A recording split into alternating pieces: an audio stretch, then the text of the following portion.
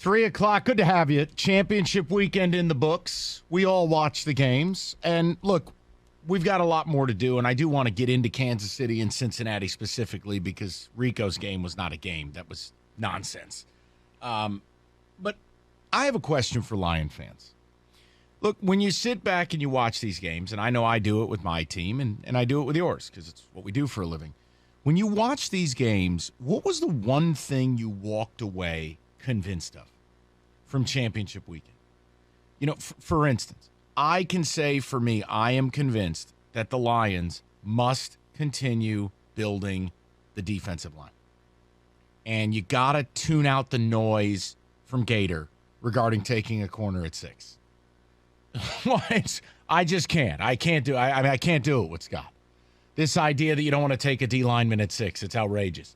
I look at all of these teams. The San Francisco 49ers, relentless up front. The Philadelphia Eagles, relentless. Kansas City, same deal, relentless. And even Cincinnati, much more unheralded, took away the Chiefs' ground game, pressured Mahomes. They didn't lose because of the D-line. I walk away from this weekend. No, I don't walk away feeling like it's impossible, and I don't walk away feeling like we could beat these teams. But what I walk away watching these games this weekend is that at pick 6 plus, you got to keep building this thing up front. No nonsense. No noise. No noise about a corner at 6. No noise about the skill player. Go get the best defensive lineman available at 6. You kind of saw that with Philly, who could end up winning the Super Bowl. Who did they take with their first pick? Took a defensive lineman. Oh, by the way, fun stat for you. What is Philadelphia's record this year when both Jalen Hurts and Jordan Davis play? Jalen Hurts and Jordan Davis? Mm-hmm. And they've played 19 total games. Together? Mm-hmm. No, 19 total. I think they're undefeated when those two. You are correct, sir. I believe they've moved to 15-0 when both guys play. Yeah. Jordan Davis is a game changer. So for all of you boner jams who knocked my partner in crime over here, Jordan Davis is that dude. Right. And he's coming off the bench, but you're solidifying your strength, that's okay. Because when you look at that Philly D-line, they even went out and got Ndamukong Suh. Didn't need him, but you know what? Sure. Why not? Already had a great D-line. Signed Javon Hargrave from Pittsburgh.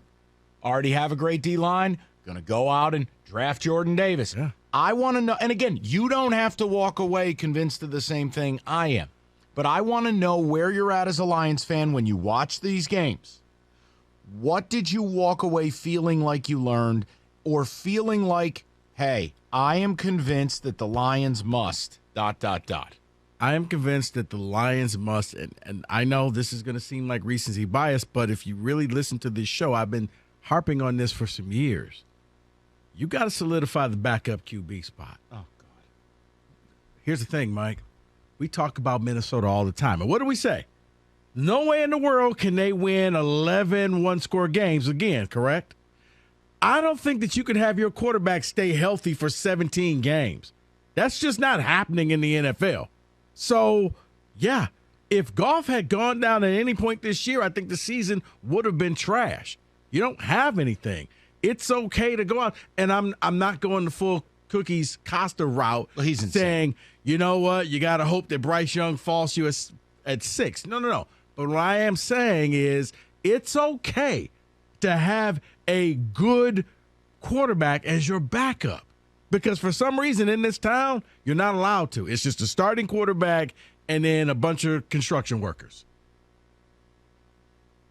My argument to that is if your starting quarterback dies, 99 out of 100 times, season's over anyways. Right, but reality. But if you can go out there and you get a Teddy Bridgewater, somebody that can help you out for a few games until your quarterback gets healthy, your season's not done yet. You can tread water. You can get the Central Michigan guy from the Cowboys. What's his name? Quarterback. What? The CMU quarterback. Cooper Rush? Yeah, Cooper Rush. Thank you. Yeah, you get a Cooper Rush, a guy who can step in there, win you some games, and then when Dak is available, boom. Now, Cooper's going to be available out there. I don't know if he would want to come That's and be a really what you backup. walked away with this weekend. A backup quarterback. That's the takeaway. Yeah. Okay, free country. David, what from a Lions perspective, what did you walk away this weekend convinced of watching these two games? What I'm convinced of is they still need to go defense, defense, defense. Here's why I say that. I understand what the defense looked like at the end of the year with they giving up just 20 points a game per se. That would have been a top 10 defense if you spread that out over the whole year. I get all that. But they still need defense, defense, defense. Hassan Reddick he was signed as a free agent pickup for the Eagles here, but he dominated in that game. They need more defensive linemen like that. The Chris Jones type. He destroyed the offensive line for the Cincinnati Bengals, and he took over that game. Lions need guys like that, and keep collecting them in the draft. Right. Keep collecting them in free agency. And let me say this, as far as what you're saying and what Mike is saying, in the mathematical sense, that would be considered a given, okay? It's a given that the Lions need to improve the defensive line. So I don't feel the need to constantly have to say that over and over again. So that's why I said, aside from that, you also need to go and get a good backup for this team. Somebody that can push Goff if Goff is struggling coming out the gate, that you feel comfortable enough saying, you know what, maybe we make the switch. Because, yeah, you're one of those big So you're Jim teams Costa. Now. That's what you've just done. No, that's what you heard. Yeah, that's not what I just said. Hold on. I took the words you used. The idea that you're going to get someone to, quote, push Jared Goff, then you're using high draft capital. You don't get to say that and then say, that's not what I mean. No, you can go get a backup QB who's already in the league. Who? Who the hell you getting that would even dare? Jared Goff is our quarterback. No, but you can go and get one of the career backups. Who, Tyrod Taylor? All right, he ain't pushing Jared Goff. If Goff comes out there and he starts off 0-5, won't matter. You really have no choice. No, that's not true. You're just going to ride him out. Yes, he's your guy. He's not your guy. He's your guy for about a year or two. Okay, you started out 1-6 this year. Did you replace him? You had nothing to replace him with. And it was the right move because he rallied you and played really good football. Okay. Fine. You know what, then, Mike?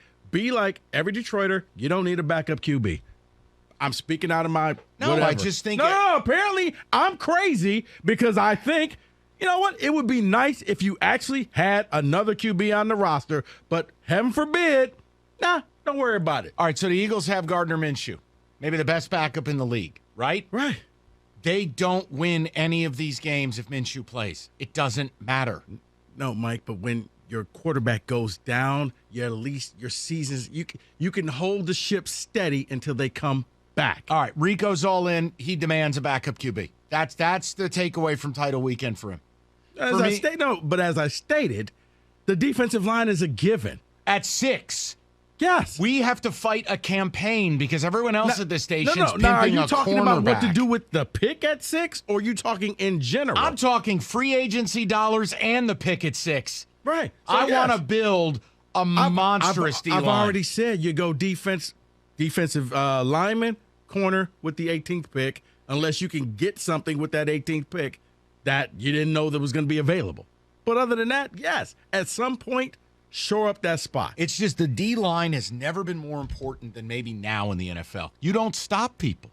Look at how the Chiefs got, quote, stops yesterday. It was Chris Jones or somebody blowing up a play, forcing, 2nd and 17, or a penalty for holding, which you draw because you're good.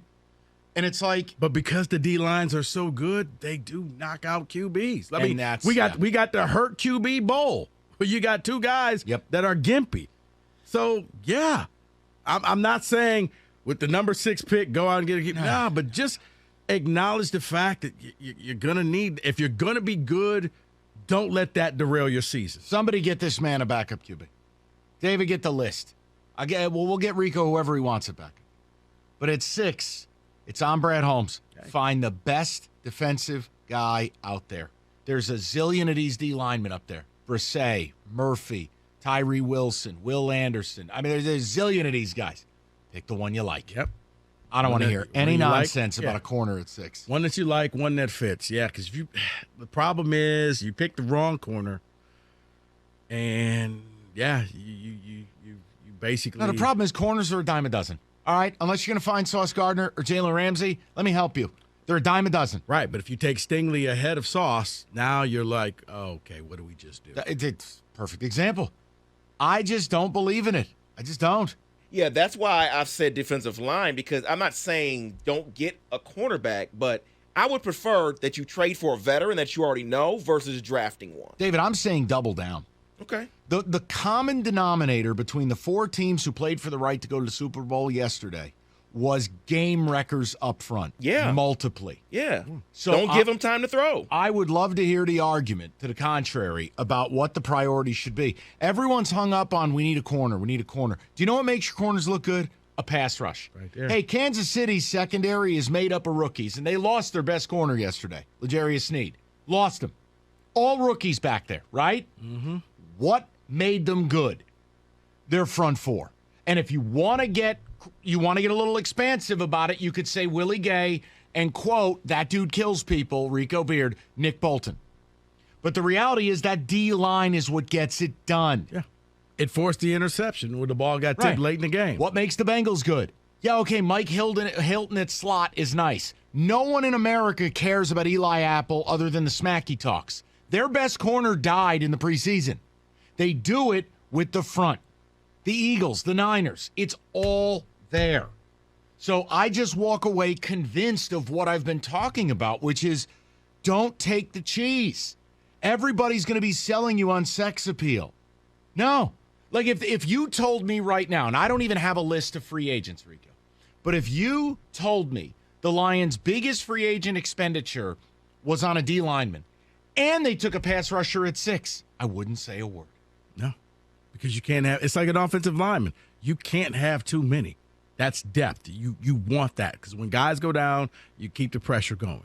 Absolutely. I'm all for that. That's why I said, to me, that's a given. I'm tired of arguing that point. Yes, you take a D lineman with the 6th pick of the draft. You just need your Chad Henne. And I was going to say, and that's the guy. Chad Henne saved the Chiefs season. That 98-yard drive when Mahomes went down, yeah, that game looked over. They were on the 2. He took them all the way down and scored. Yeah. You don't need Bryce Young, but you do need somebody who can step in there and get the job done. I just don't know why Cookies keep saying it. It's so bizarre. Because Cookies, like some people, a lot of Lions fans, they want their own quarterback star. Because when you look at the quarterbacks, well, 3 of the 4 quarterbacks that played yesterday are NFL superstars or stars in the making. And Jalen Hurts and Joe Burrow and Patrick Mahomes. You can't say that about Jared Goff. But I think Lions fans want to be able to say that about their quarterback. So if you get a Bryce Young, you can say, well, we got an up-and-coming quarterback. We got Bryce Young. We got C.J. Stroud. We got Will Levis. That's why. 248-539-9797. You just tell me what you walked away convinced of watching the best 4 teams in the league as it relates to the Lions. Maybe you walked away saying we're nowhere close. Maybe you walked away saying you are close. I walk away going, okay, no matter what noise is put out there, focus on the front. Don't let anybody tell you, name for me, it's like pitching. Name for me a team that says I have too many pass rushers. Like I am embarrassed when I hear people say, well, we don't need another pass rusher. Okay, tell me you don't know anything about football without just coming out and saying it. No, you could have 8 pass rushers, okay? Yeah, as many defensive and offensive linemen, you can't ever go wrong. 248-539-9797. We'll get a little bit more in-depth with Chiefs and Bengals because there's some storylines from that game. We'll do it later on. Football Today later in the hour as well. Here's Rico Beard.